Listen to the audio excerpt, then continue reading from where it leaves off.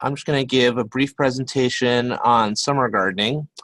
And I believe I gave this around this time last year. So there's a few updates, but if you were here for this last year, you will hopefully find some of this familiar. So shockingly, I hate to be the bringer of this news, but summer is right around the corner.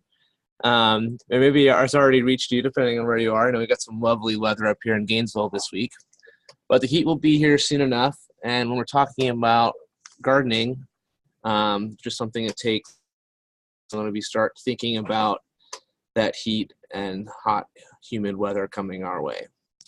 So I'm just going to do a little brief presentation on some different techniques on how to make your Florida summer garden not a bummer.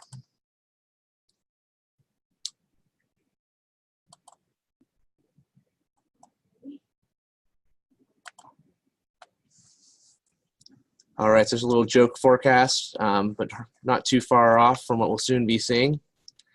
So summer can be some of the hardest time for vegetable gardening because of the hot, humid weather.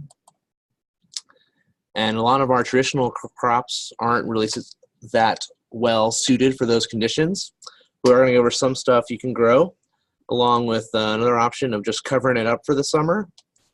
A third option is to plant what we call a cover crop.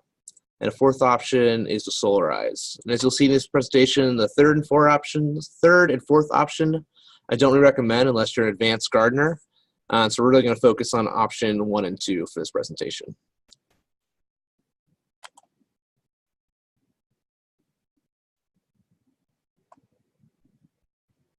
And I'll try to keep an eye on the chat box, so please throw in questions as they come in.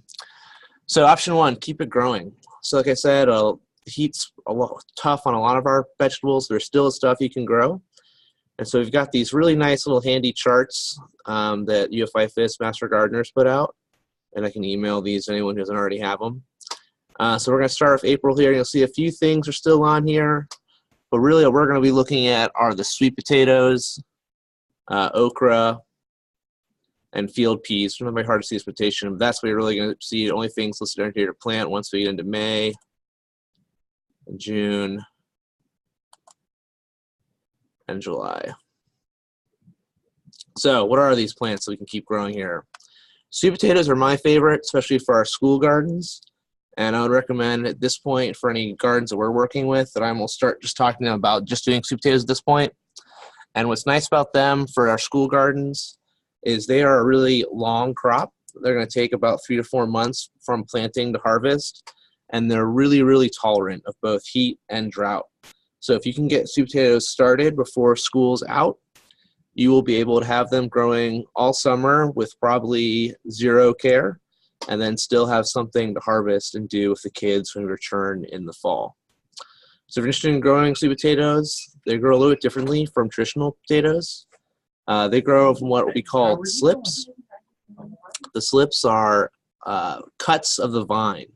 So unlike an Irish or white potato where you'd plant the whole potato or a part of that potato, for sweet potatoes, to get them produce more potatoes, we're just going to plant the vine or the slip. So there's lots of fun projects where you can grow those your own, or they should be available at local agriculture stores or online here in the coming weeks. Okra is another great one that really loves the heat. But okra is very different from sweet potatoes in the sense that it needs to be harvested continually. So you'd only want to grow okra in a summer garden if it's a garden you plan on being in multiple times a week. Because anyone who's ever grown okra will tell you it goes very quickly from the size you want to harvest it, something that's much too large and woody. And also, word of advice or caution with okra, it's very itchy.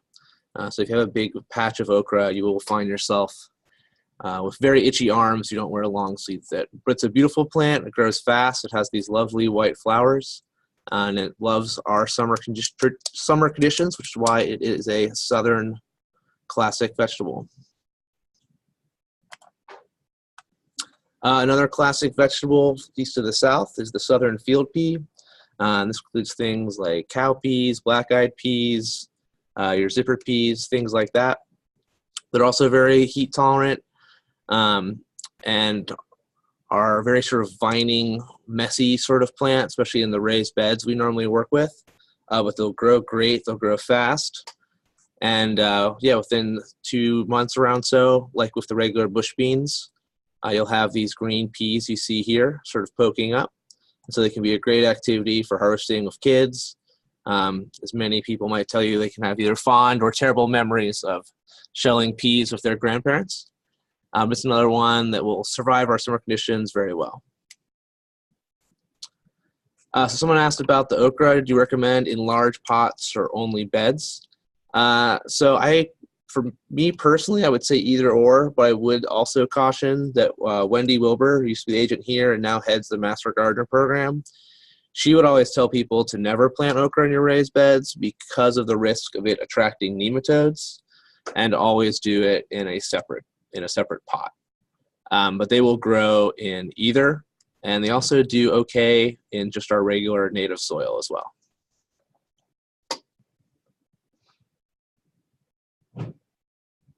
And if you're interested in growing any things, definitely talk to your food system specialist or any of your Hort agents in our office. We can get you the info sheets from IFAS and then more specific information in terms of nutrients and harvest requirements and all that. So outside of those big three, which I would consider to be the sort of big three summer traditional crops we can grow, there's lots of less traditional varieties. Florida is very much an outlier when it comes to climate to the rest of the country, because we are so much more hot and humid for so much longer. So there's a lot of stuff that grows really well here that just isn't part of the American culinary tradition. So I'm going to go a few of those crops here today too. So one of them is we call yard-long bean or asparagus bean. This is essentially a pole bean, but doesn't really mind the heat as much as a lot of our more traditional pole beans. And it grows these very, very long, hence the name, green beans that you can treat like a pole bean. So this is, again, like a pole bean vining. You're going to need some sort of trellis. And it's a pole bean that grows these really long beans. There's also a red variety you'll often see. Pigeon peas or gandules are another plant that really loves our heat. They grow as almost a perennial. At least the harvests really start to decline in subsequent years. And here up north, they will die from the cold. They grow very, very large. You can see in the photo here. They can turn into almost small trees. And then you will produce these little bean pods. You can see in this sort of small photo here. So another great one if you're looking for activities. They require a lot of shelling. They're very popular for a lot of different Caribbean communities if you're working with any of those populations. And another one that really survives in our summer, but is going to be a big, high, I would say relatively, not high maintenance, but you're going to have to do a lot to kind of clean it up and get it out of there because it gets to be such a big plant. And then a sort of a personal favorite around here would be the Roselle hibiscus. This one too, real popular for a lot of Caribbean. You'll also used a lot in Mexican cuisine for the drink. We'll foresee it termed Jamaica, just like Jamaica, it's pronounced in Spanish. And so this is an edible hibiscus. It's normally grown for these calyxes here that they make a tea out of. That's the Jamaica tea. But you can also use the leaves, are almost like a sorrel. They have a very like zingy, lemony taste. It can be used as kind of a garnish in a salad. Now these are going to also take up your garden all summer and into the fall, because I'm not exactly sure if it's what signals it, but at least according to IFAS stuff, they always bloom in October. So you're going to need them to be in the ground for some time. But depending on temperatures, they can produce these calyxes all fall. So a big plant, but one that will thrive and love the summer. All right, so that's it for the plants that I've got in terms of recommendations. There's plenty more, but those are some of the big ones. So the second option, if you don't want to deal with planting anything, just be covering it up.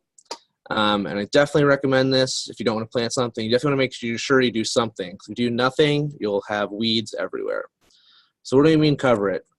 We mean finding mulch. There's really no best kind, whatever you can find, as long as it doesn't have a lot of weeds, seeds, or any kind of trash.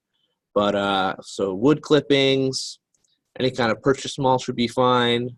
Cleaned bagged leaves would work. Spoiled hay and straw, as long as it doesn't have lots of seeds in it, would work.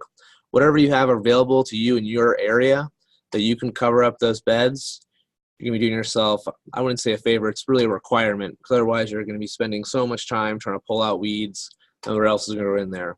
So you really just want to get as much of whatever mulch you can get and cover it as thick as you can. At least a few inches for it to be doing its work to keep the weeds down. And then hopefully, if it works out, you'll come back, you might find a few things growing, but you'll have your whole bed covered in mulch, and a lot of it would have broken down and kind of added to that soil. So depending on what the mulch is, you'll need to either pull it away or incorporate it in, depending on how broken down it is. And you can talk to any of your food system peoples about this if you've got more questions. So another option that we don't do a lot of, but I would also recommend, especially for places that don't have access to all their stuff we mentioned, would just be something as simple as one of these ground cloth you see here, using as a liner for the plants to grow up into. But we can also get this to just cover up the whole beds. You can either staple it or put some bricks or something down. And it's just a nice way to keep it covered, make sure nothing's going to grow up while everyone's gone for the summer. And the nice thing about this, once you have them cut and ready, you'll have that ready to go year after year. You want to make sure this is a permeable ground cloth, like the sort of fabric you see here, and not something that's going to pool up water. So our final options here, the third one is what cover crops. Like I said, it's not something I recommend unless you're kind of a more advanced stage of gardening, because it's going to require some sort of machinery or heavy labor to sort of really make the best use of it. But the idea of cover crops, to go over it, is a plant that we're going to be growing in the garden beds or in our farm setting that we're growing only to benefit the soil or to sort of cover the soil, hence the term cover crop. And so a lot of them are grown as we would call a green fertilizer. And so their plants are actually grown to add nutrients to the soil. So it can be a really neat thing, but you need some way to either chop them up or mow it and work it into the soil. So it's not something I'd recommend for most of the gardens we work with. But if you're at that point and interested in that, I'd be happy to talk to you about some stuff that makes sense, especially for a small scale setup. And then finally, another technique that I don't recommend, but you'll hear people talk about certainly, is solarization. And the idea of solarization is you're covering up the soil in a clear plastic, and through the UV rays and the moisture in there, you're going to heat up and really bake that soil almost like a solar oven to kill any of the bad diseases that might be in that soil. The challenge is, for it to really work, you got to keep soil moisture just right in there, which can be really hard in a home garden, school garden setting. And then just the sort of practicalities of that plastic and making sure it doesn't turn into a mosquito kind of pooling water can be really hard at the home setting or in a smaller setting. So it's not something I recommend unless you really feel comfortable with what you're doing, but it is an option. And that's it. That's a quick little presentation on summer gardens.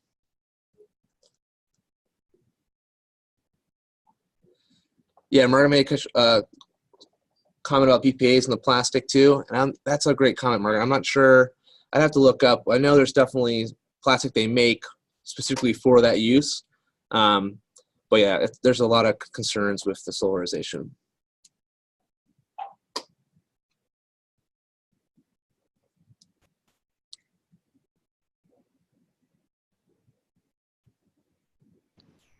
Thanks, Travis.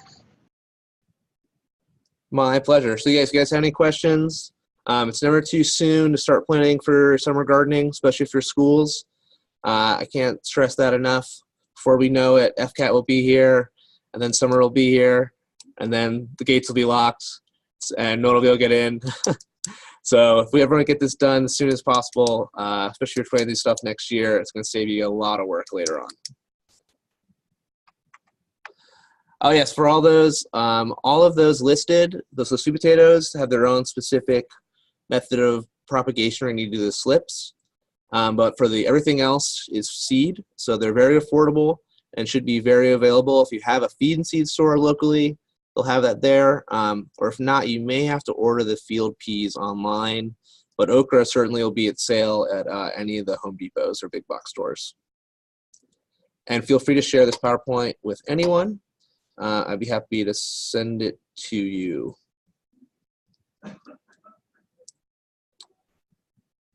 Yes, or that too.